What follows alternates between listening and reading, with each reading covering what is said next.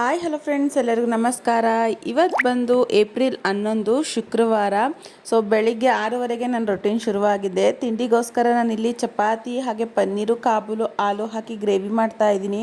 ತುಂಬಾ ಸಿಂಪಲ್ಲು ಟೇಸ್ಟಿಯಾಗಿರುತ್ತೆ. ಇದ್ರ ವೀಡಿಯೋನೂ ಹಾಕಿದ್ದೀನಿ ಸಪ್ರೇಟಾಗಿ ಇನ್ಸ್ಟಾಗ್ರಾಮ್ ಯೂಟ್ಯೂಬಲ್ಲಿ, ಮಿಸ್ ಮಾಡಿದೆ ನೋಡಿ.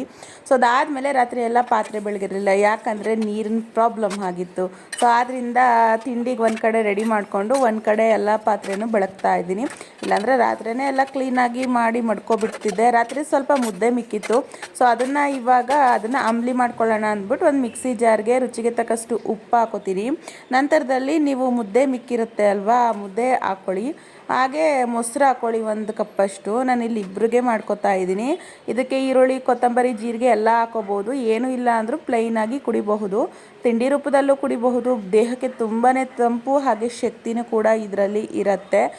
ಹಾರ್ಲಿಕ್ಸು, ಬೂಸ್ಟು ನೀವು ಎಷ್ಟೇ ದುಡ್ಡು ಕೊಟ್ಟು ತಗೊಬಂದರೂ ಇದ್ರ ಮುಂದೆ ನಿಲ್ಲು. ಯಾಕಂದರೆ ಇದರಲ್ಲೇ ದೇಹಕ್ಕೆ ಬೇಕಾಗಿರುವಂಥ ಎಲ್ಲ ಥರ ಅಂಶನೂ ಸಿಗುತ್ತೆ. ಹಾಗೆ ಇದ್ರ ಜೊತೆಗೇ ಚಿಯಾ ಸೀಡ್ಸು, ಬಾದಾಮ್ಗೊಂದು ನೆನೆ ಹಾಕಿದ್ದೆ. ಎರಡೂ ಸಹ ಎಂಜಾಯ್ ಮಾಡ್ಕೊಂಡು ಕುಡಿದು, ಹಾಗೆ ಸ್ವಲ್ಪ ಫೇಸ್ ಪ್ಯಾಕ್ ಹಾಕ್ಕೊಳ್ಳೋಣ ಅಂತ ಅಂದ್ಬಿಟ್ಟು ಹಾಕೋತಾ ಇದ್ದೀನಿ. ಇವತ್ತು ಹಸಿ ಹಾಲಲ್ಲಿ ಕಲಿಸ್ಕೊತಾ ಇದ್ದೀನಿ. ನೈಟೇ ಆಯಿಲ್ ಹಾಕಿದ್ದೆ ಮುಖಕ್ಕೆ.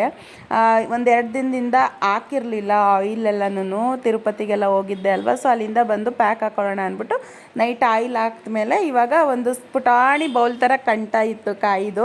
ಸೊ ಅದಕ್ಕೇನೆ ಕಲಿಸ್ಕೊತಾ ಇದ್ದೀನಿ. ಥಿಕ್ನೆಸ್ ಆಗಿ ನೋಡ್ಕೊಂಡು ಕಲಿಸ್ಕೊಂಡು ಫೇಸ್ಗೆ ಹಾಕಿ ಮಾಮೂಲಿ 1-1/4 ಗಂಟೆ ಆದಮೇಲೆ ಫ್ರೆಶ್ ಪ್ಯಾಕ್ ನೀಟಾಗಿ ಇದು ಮಾಡಿ, ಸೊ ಅಲ್ಲಿಂದ ಫ್ರೆಶ್ ಅಪ್ ಆಗಿ ಬಂದು ಪೂಜೆ ಮಾಡಿ ತಿಂಡಿಗೋಸ್ಕರ ಮಾಡಿರುವಂತಹ ಚಪಾತಿ ಹೊತ್ಕೊಂಡು, ಸೊ ರೆಡಿಯಾಗಿರುವಂಥ ಬಿಸಿ ಬಿಸಿ ಪನ್ನೀರ್ ಗ್ರೇವಿ ಹಾಗೆ ಚಪಾತಿ ಸಖತ್ತಾಗಿತ್ತು.